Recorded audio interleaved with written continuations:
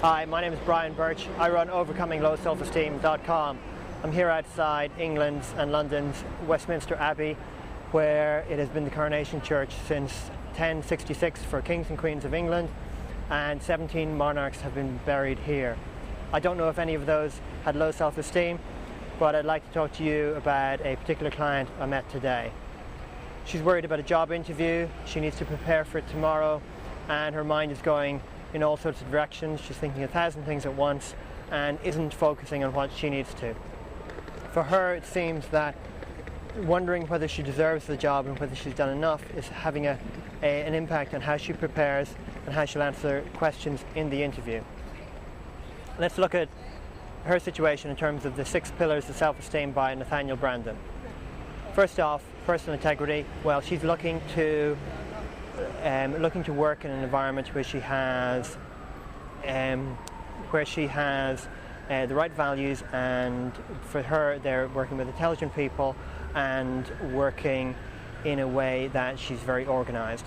She wants that. In terms of living consciously, she seems to think that she needs to do everything possible and answer all questions and know all the things about the company for tomorrow's interview. That's not very likely, and it's not letting her be realistic and have reasonable expectations. It's meaning that she's feeling critical of herself. Let's look at self-responsibility. At least she is taking on responsibility for this, but sometimes she says she wants somebody else to tell her what she should focus on, and that's not wholly taking on responsibility herself.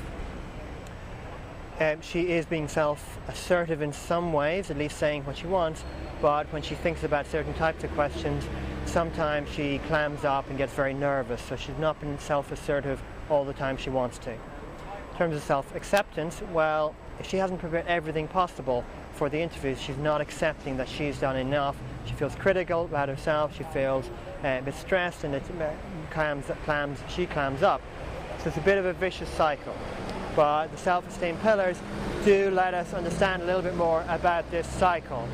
So we've done personal integrity, living consciously, responsibility, self-acceptance, self-assertiveness.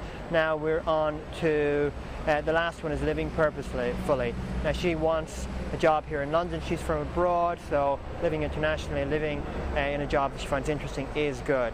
What we try to do is work with her with these pillars of self-esteem. I didn't have a lot of time, but at least realizing that there's a critical side to what she's doing for herself, a critical pattern.